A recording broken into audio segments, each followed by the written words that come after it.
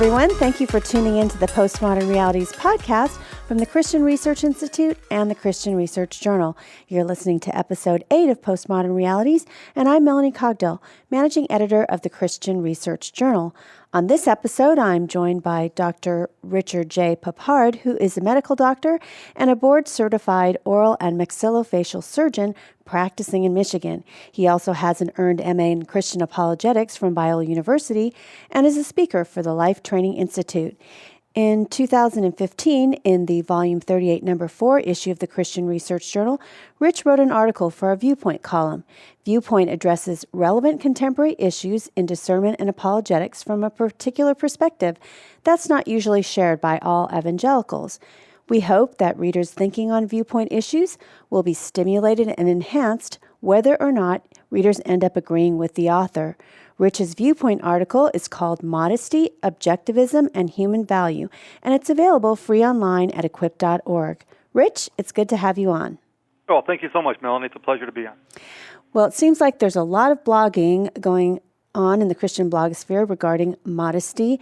So what message do we send to both young men and women when we treat a woman's body fearfully or as something bad? Yeah, oftentimes when we talk about modesty in Christianity, we speak about just a fear of a man seeing a woman's body and therefore falling into lust. And I think the message that we send, first of all, to our young women is that their body is somehow inherently shameful and so powerful that they're able to cause a man to sin simply by showing it, by revealing it. And the only way that we can prevent that from happening, of course, is to either covering herself up and to remove all shape that she has. And that's the way that, but she is created in a way that is somehow inherently sinful simply by the way that her body is. And I think the idea, too, that we give the opinion that men, in order to be spiritual, have to be afraid of a woman's body, that any idea of glancing at one to either look away or to do whatever you can to avoid seeing skin is the right thing to do and, in fact, makes you more spiritual. And I think that's problematic in a number of different ways. Well, what about dress codes? I know there's a lot of dress codes at schools that, skirts have to be so many inches from the knee and so forth. What are situations in which you think a dress code is appropriate?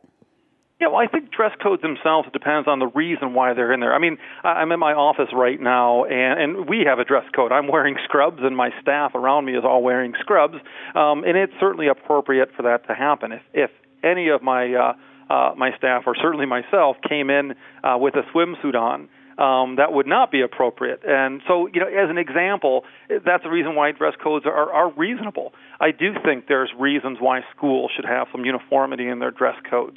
The problem, I think, is it becomes problematic when you imply that in order not to be objectified, in order for men in general, and women also, to be able to concentrate, that you have to abide by these certain made-up standards. And when we do that, what we do is we give, once again, women the message that they have to dress a certain way in order to not be objectified and not be stared at and not be valued. And I think that's very, very problematic.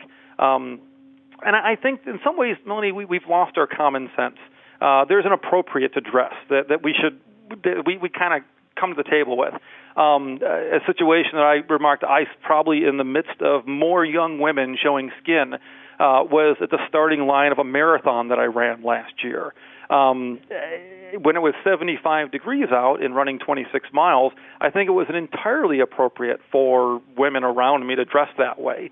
So the idea that we just have these standards that we try to avoid looking at skin is just the wrong way of seeing each other.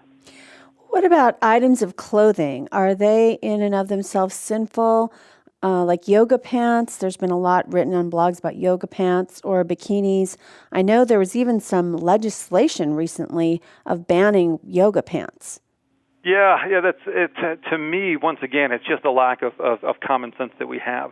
Yoga pants are interesting too, because oftentimes when we talk about modesty, we talk about covering up skin, and leggings or yoga pants covers up skin, but now it's the shape, the mere shape that we see can cause a man to sin.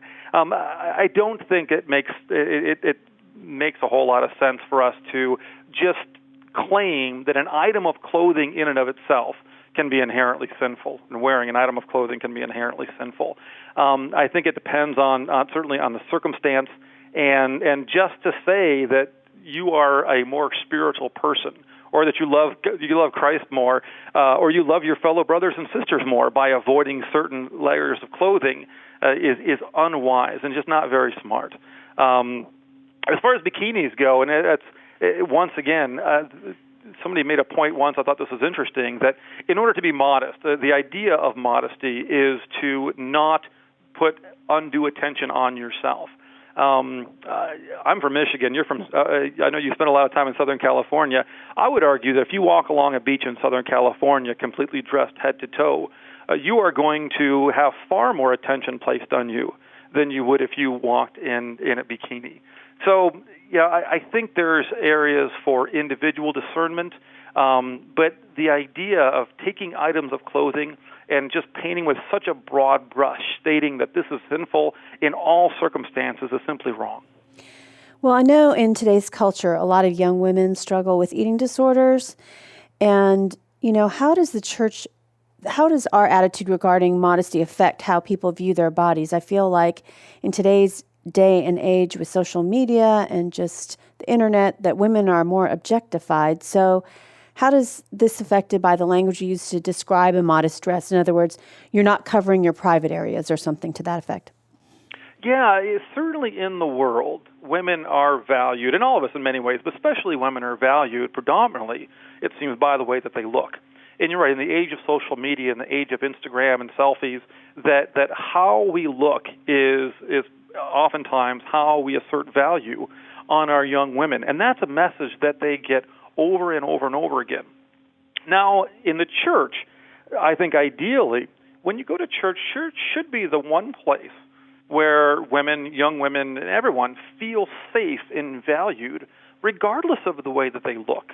And I would also say regardless of the way that they dress. But the opposite in many ways is true.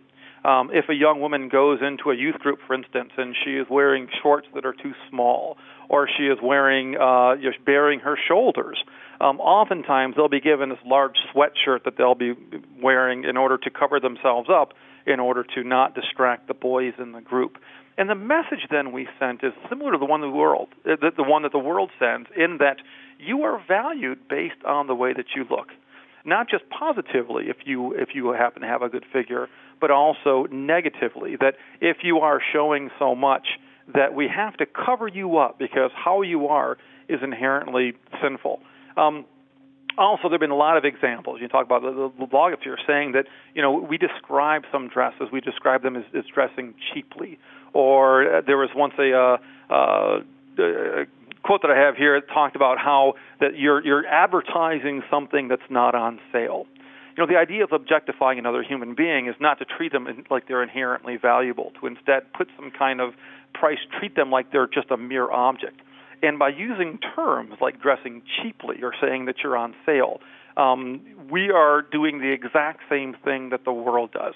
We're valuing our young women as objects that we can even talk about buying and selling.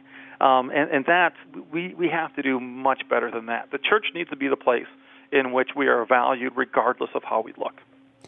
And does this whole issue also affect women in terms of body type? It seems to me that the modesty issue might be focusing on people with certain body types and making other women with different body types feel like they're less than attractive.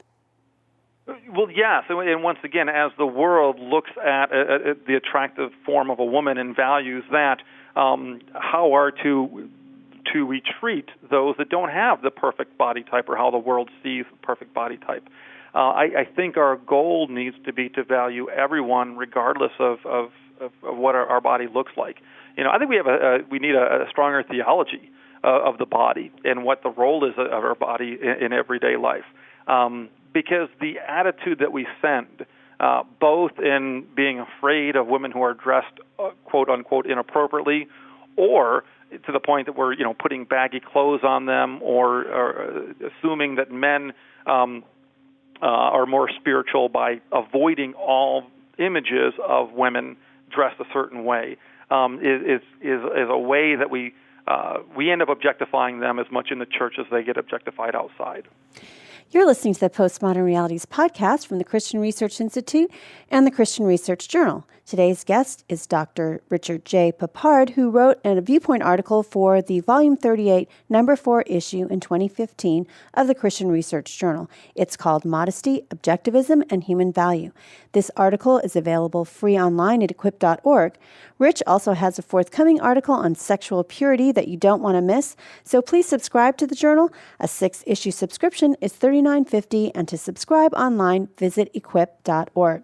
We were just talking about objectivism and just this idea of women being objectified in culture. So how do you think that modesty teachings in the church might subtly teach this same view? Well, I think the modesty teachings in the church treat young women not as inherently valuable. We treat young women as essentially inherent temptresses that we have to be fearful and careful of. The messages that we give our young men in the church are similar, that you're not to look at a young woman as someone who has intrinsic value, someone who is more amazingly complex than you can imagine, but you view her and see her and in many ways value her as how she appears. And if she appears in a way that causes you to be attracted sexually, then you either look away or you ask someone to have her cover up. That's how, unfortunately, we can treat women as objects even in the church. And I do think, especially when we have these man-made standards that women are supposed to feel obligated to conform to, simply to look like one another and to avoid others, people looking them non-objectively, we also objectify women in that very same way. So do you think these modesty teachings also objectify the way we view men? I mean, how do they affect how we see men? Yeah, well, I think the effect of these modesty teachings on men are oftentimes understated, and I'm very interested in kind of evaluating the effects that this has on men. First of all, as human beings that have been touched with the Holy Spirit, then we have to realize that we are moral agents, and we cannot look at anybody else for the cause of our sin. In terms of men and women who sometimes also struggle with lust, the problem is not what we see, the problem is what's inside of our heart. And instead, we teach young men, young boys, that the best guard, the best answer to this problem with lust inside of us is to not look or to avoid seeing. Essentially, blindness is the best way for us to avoid this sin. And I don't think that's the right way of seeing that. And so boys are growing up thinking that basically they're almost powerless to handle the viewing of a young woman. And therefore, even though they may struggle with lust in their hearts, in some way it would be very, very nice if the women around could conform themselves in order to fix this problem that we have inside of us. A couple examples. A book by C.J. Mahaney talked about the testimony of a young man walking across a college campus, and he stated that he's just constantly bombarded with these images every single time he walks across a campus, and he needs to pray to himself or sing hymns or look down or sometimes do a combination of all these things just to make it through. Another book by Martha Peace talked about modesty in terms of like a bully, that having a young woman who steps in front of a man who sees something, her attractiveness, is like a bully that is constantly at him, causing pain, and he's got to walk through life fearful of seeing something like that. I think when we constantly tell men this message, they grow up with the idea that they cannot help themselves from lusting after women, and in fact that it's in some ways the responsibility of those around them to have them to deal with this issue that's deep within their heart. I don't think that's correct, and I think that's going to be very damaging to a young man as he develops. You mentioned the example of the college students. Do you think that these current teachings in the church on modesty have been successful in preventing men from lust? I mean, he's going to have to walk across campus every day for 4 years. I mean, so what is the most effective, if it hasn't, what is the most effective weapon against objectifying women in lust? Yeah, well, certainly I think the answer to the first question, the idea that avoidance is really the best way of handling lust, is certainly not true. Mere avoidance is actually incapable of changing our heart.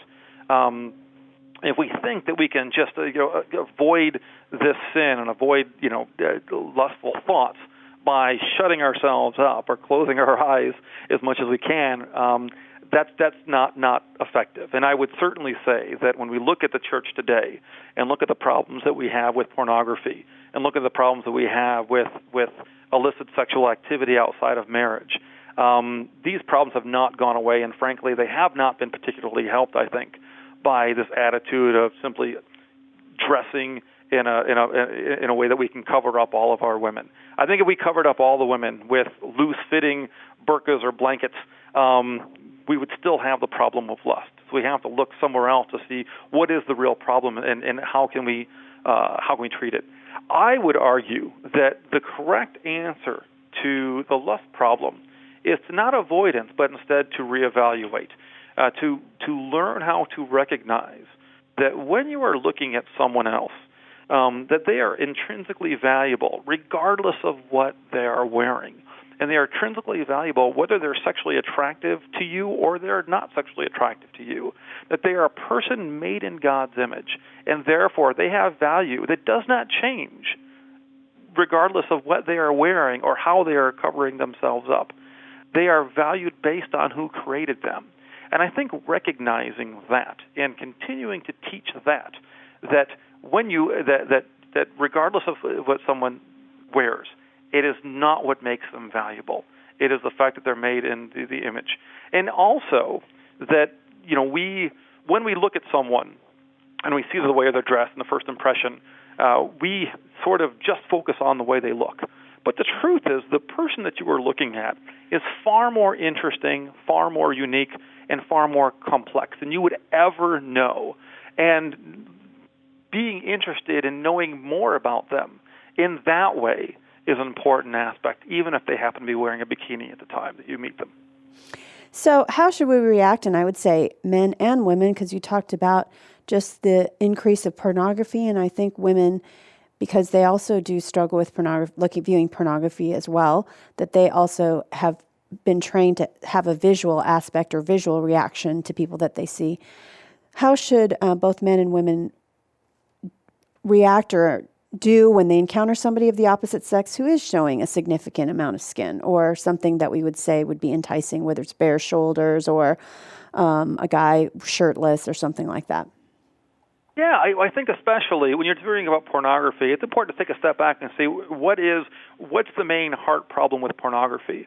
And I would argue that when you're viewing pornography, amongst other bad things too, that you are using the image of someone else for your own gratification. That instead of looking at them as a child of God, as someone that God made and is valued for that reason, you're looking at them as a mere tool for your own self and for your own desires. And that's what lust is. That's what when we look at somebody in a predatory way in order for us to be gratified. And that's the main problem. So that when we encounter somebody, I think, that is dressed in a so-called immodest way, that is showing a little extra skin, I think refocusing on the fact that this is a human being, this is someone that does not exist for my gratification. This is someone that God made and is valuable in that way, is an important part of then realizing that they are far more than what they are looking at. I know that many, both men and women, struggle with pornography.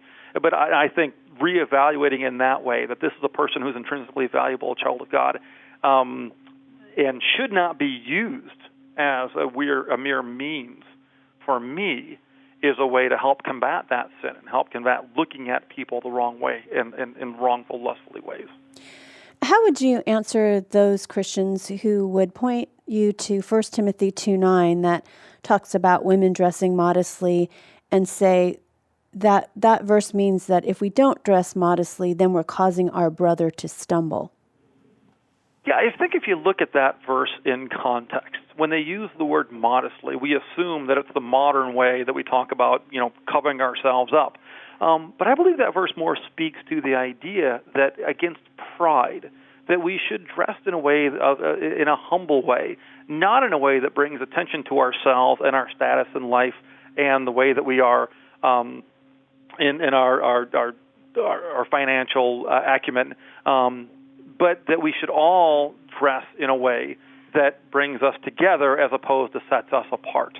And I think that's the correct way of looking at that. So for that reason, I think saying that in order to be spiritual, that you have to use a certain uniform dressing in church, in saying that, as long as you cover up your shoulders and as long as you cover up your body parts, in a certain way, that is a good indication that you're a spiritual person. That's wrong. You can dress from head to toe and show no skin or no body shape whatsoever and still be immodest in the way that you are displaying yourself and showing yourself.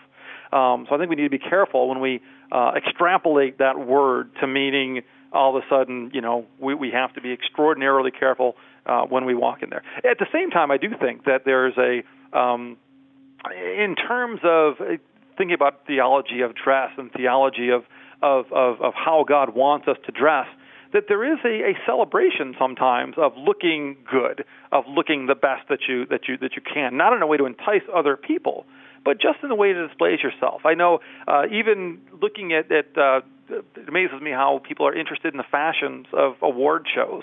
And why that is. And that's not generally done immodestly, but done in a way that shows off our bodies in a way that is, I think, is glorifying and not necessarily one that is that only unspiritual people do. So would you say that there's a particular Christian standard of modesty for women? I think the standard of modesty involves in what it comes on in our hearts. I do not think, nor should we advocate some kind of standard, some kind of legalistic list that we should check off in order to be, hey, if I just don't wear these things, then I am spiritual. I think that's wrong.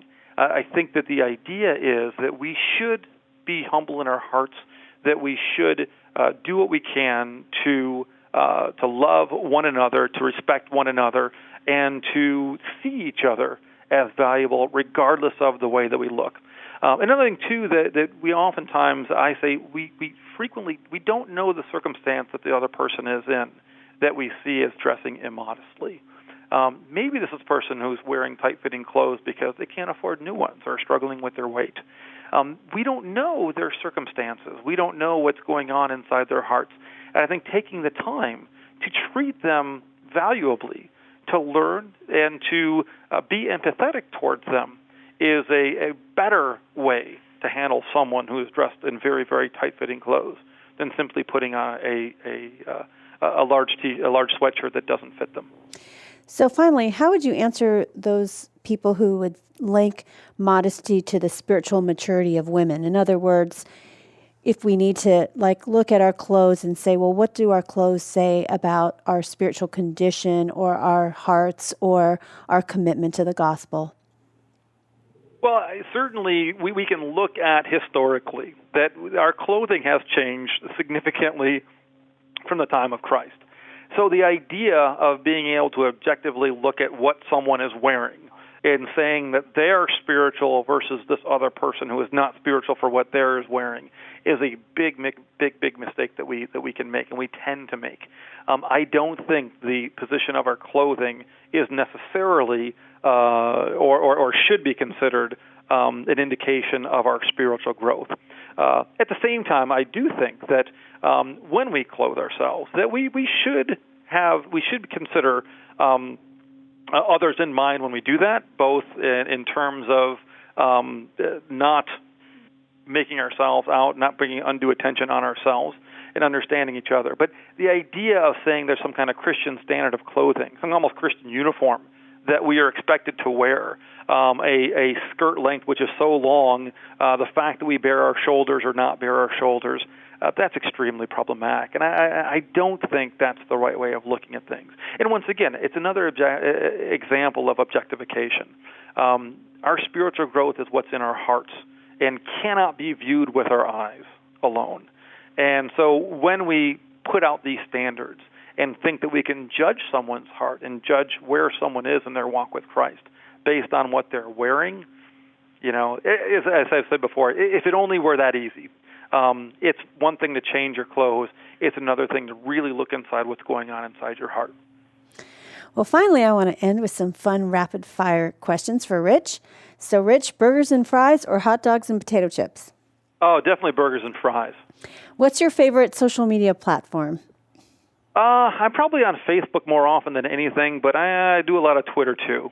I write on Facebook. I read Twitter mostly. And you have a middle initial J. What's your middle name? It is Joseph. And do you iron your own clothes?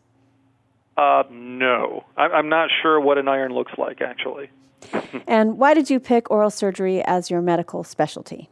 Oh, it's a good. That's kind of a long answer, but I'll make it somewhat short. My father was with a family dentist growing up, and I actually saw, as a strange kid in high school, he let me see an oral surgeon work one day, and I guess I was a strange kid because I thought the idea of putting people to sleep and doing surgery on them as a way to make a living was a neat thing to do.